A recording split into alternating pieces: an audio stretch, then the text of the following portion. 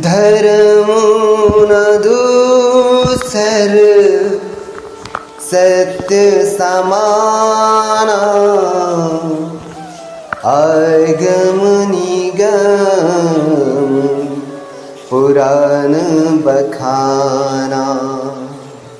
मैं सोई धर्म सुलभ करि पावा, सजेति हूँ पुर अपज सुछावा।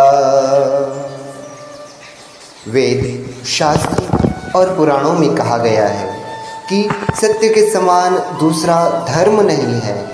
मैंने उस धर्म को सहज ही पा लिया है।